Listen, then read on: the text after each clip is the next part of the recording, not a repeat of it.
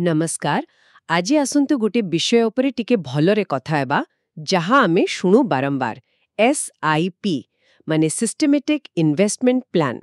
हाँ नमस्कार। आम पाखरे गोटे लेखा अछि जहाँ एई SIP को ओडिया रे बहुत सरल भामे बुझेइछि। देखंतु म्यूचुअल फंड कथा सुनिले ही SIP शब्दटा आसे एकदम किंतु एहार प्रकृत अर्थ कौन आउ एथरो केमिति लाभ मिले से विषय रे आज टिके स्पष्ट हेबा। निश्चय निश्चय देखंतु एकदम सरल भाषा रे कहले SIP हैला माने म्यूचुअल फंड रे गोटे निर्दिष्ट समय व्यवधान रे धरंतु प्रति मास रे हाँ गोटे निर्धारित परिमाणर टंका नियमित भाबरे निवेश करिवार गोटे व्यवस्थित प्रणाली। बस एतिकी। अच्छा व्यवस्थित प्रणाली ताहले यह काम करे किमिति माने प्रति मासरे कोन निजको मने पकेई पैसा देबाकू पड़े? ना ना सेईटा ही तो एहार सबुठो बड़ सुविधा। थरे आपण सेटअप कर देले हाँ एक निर्दिष्ट तारीख रे धरंतु प्रति मास 5 तारीख रे जेउ परिमाण आपण ठीक करथिबे मने करंतु 1000 टंका सेतिके टंका आपणक बैंक अकाउंट रु आपे आपे कटि जिवो आउ सीधा जाई आपण बाछिथिबा म्यूचुअल फंड स्कीम रे निवेश होई जिवो। ओ माने ऑटोमेटिक एकदम ऑटोमेटिक किछि मने पकेबा दरकार नाही। भलो कथा। अच्छा एई प्रक्रिया रे गोटे शब्द सुनिबाकू मिले रूपी कॉस्ट एवरेजिंग एटा कोन जिंस आउ एथिरे की साइदा? एइटा होची SIP रो गोटे कहबाकू गले मुख्य आकर्षण।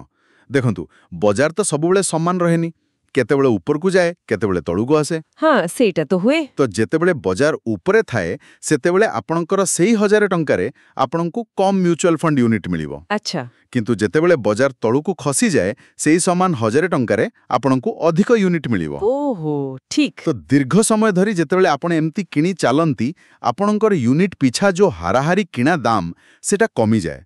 एटा बहुत बड़ फायदा। बुझिली माने बाजार रो ए उठा पड़ारू भी फायदा मिली पारे। भलो कथा किंतु गोटे प्रश्न आसुछि मनकू। हाँ पचारंतु भलो प्रश्न। देखंतु जदि वास्तव रे बाजार केवल ऊपर को ही जाउ थाए तेबे हुए तो एका थर के आरंभ रे बेसी टंका निवेश करिथिले लमसम अधिक लाभ होई पारे। किंतु सत कहिबाकू गले बाजार सेमिति चाले नाही। उठा पड़ा तो लागी रहिबो आउ केबे बाजार तळकू जिवो बा केबे ऊपरकू आसीबो सेटा सठिक भाबे कहिबा माने प्राय असंभव। हाँ सेटा ठीक। तो SIP ए जो बाजार टाइमिंग रो चिंता अछि सेथरु मुक्ति दिए आउ विशेष करी जेतेबेले बाजार अस्थिर थाए सेतेबेले एहार फायदा बेसी मिले। अच्छा एहा छोड़ा आउ किछि मुख्य सुविधा विषय रे आम लेखारे किछि कहा जाईछि? हाँ बिल्कुल। प्रथम कथा हैला आपण खूब कम टंकारु आरंभ करि पारिबे माने मासिक 500 रुपए आरंभ करा जाई पारे। ओ मात्र 500 रुपरू? हाँ आउ एहा द्वारा निवेश करिवाटा गोटे अभ्यास रे परिणत होई जाए। प्रति मासरे नियमित भावे संचय करिवारे गोटे श्रृंखला तयारी होए जहा कि आर्थिक लक्ष्य पूर्ण पई बहुत जरूरी। सेटा गुरुत्वपूर्ण। आउ गोटे कथा लेखा थिला कंपाउंडिंग रो शक्ति एहार माने कोन?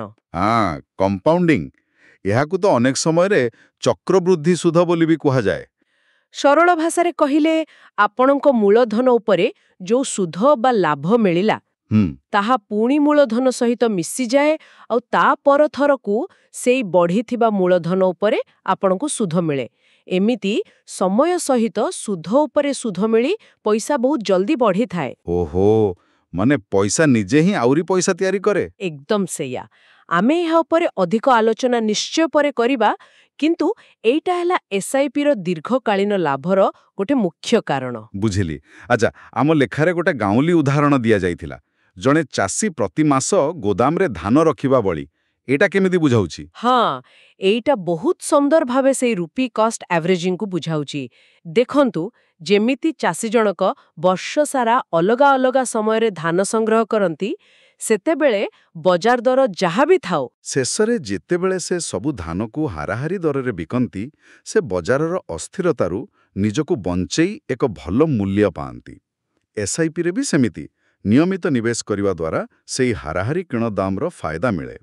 बढ़िया उदाहरण। इथिरु गोटे कथा तो स्पष्ट हेउची जे नियमितता आउ धैर्य ए दुईटा बोधरे बहुत गुरुत्वपूर्ण। आपना एकदम ठीक धरिचंती। नियमितता आउ धैर्य ଆଉ ଏହି ଏଖାର ସବୁଠାରୁ ଗୁରୁତ୍ୱପୂର୍ଣ୍ଣ ପରାମର୍ଶ ହେଲା ଏସ୍ଆଇପି ଆରମ୍ଭ କରିବାରେ ବିଳମ୍ବ ନ କରିବା। ବିଳମ୍ବ ନ କରିବା। ହଁ, ଯେତେ ଶୀଘ୍ର ଆରମ୍ଭ କରିବେ ସେଇ କମ୍ପାଉଣ୍ଡିଂକୁ କାମ କରିବାକୁ ସେତେ ଅଧିକ ସମୟ ମିଳିବ ଆଉ ଦୀର୍ଘକାଳରେ ଲାଭର ସମ୍ଭାବନା ସେତେ ଅଧିକ ବଢ଼ିବ। ଠିକ୍। ତାହେଲେ ଆଜିର ଏ ଯୋଉ ଆଲୋଚନା ହେଲା ତାର ମୁଖ୍ୟ କଥା ହେଲା ଏସ୍ଆଇପି ଗୋଟେ ଶୃଙ୍ଖଳିତ ବାଟ ହଁ, ଯେଉଁଥିରେ ନିୟମିତ ଭାବେ ଛୋଟ ପରିମାଣ ନିବେଶ କରି ବଜାରର ଉଠାପଡ଼ାର ଫାଇଦା ନିଏ ହୁଏ, ଯାହାକୁ କହିଲେ ରୁପି କଷ୍ଟ ଆଭରେଜିଂ। ଏକଦମ। ଆଉ ସମୟ ସହିତ କମ୍ପାଉଣ୍ଡିଂର ସେଇ ଯାଦୁକରୀ ଶକ୍ତି ଦ୍ୱାରା ସମ୍ପତ୍ତି ବୃଦ୍ଧି କରାଯାଇପାରେ। ବିଲକୁଲ। ଆପଣ ପୁରା ସାରାଂଶ କହିଦେଲେ। ଆଉ ଶ୍ରୋତାମାନଙ୍କ ପାଇଁ ଗୋଟିଏ କଥା ଚିନ୍ତା କରିବାକୁ ଛାଡ଼ିଯାଉଛି। ହଁ, କୁହନ୍ତୁ। ଯଦି ଏଇ କମ୍ପାଉଣ୍ଡିଂର ଶକ୍ତି ଏତେ ଅଧିକା, ତେବେ ଆଜି ଗୋଟିଏ ଛୋଟ ଏସ୍ଆଇପି ଆରମ୍ଭ କରିବାର ନିଷ୍ପତ୍ତି ନେବା ଆଉ ଭାବିବା ଯେ ଆଉ କିଛି ବର୍ଷ ପରେ ଆରମ୍ଭ କରିବା, ଏହି ଦୁଇଟି ପରିସ୍ଥିତି ଭିତରେ ଦୀର୍ଘକାଳୀ ଓ ଆର୍ଥିକ ଫଳାଫଳରେ ପ୍ରକୃତରେ କେତେ ବଡ଼ ପାର୍ଥକ୍ୟ ଆସିପାରେ? ନିଶ୍ଚୟ। ଏଇଟା ଭାବିବା କଥା। ବହୁତ ବଡ଼ ପ୍ରଶ୍ନଟିଏ। ଆଉ ଆମେ ଶୁଣିବାକୁ ପାଇଛୁ ଯେ ଆଗକୁ ଆମେ କମ୍ପାଉଣ୍ଡିଂ କେମିତି ପଇସାକୁ ଏତେ ବଢ଼େଇ ଦିଏ ସେ ବିଷୟରେ ଆହୁରି ଭଲ ଭାବେ ଆଲୋଚନା କରିବା। ହଁ, ନିଶ୍ଚୟ।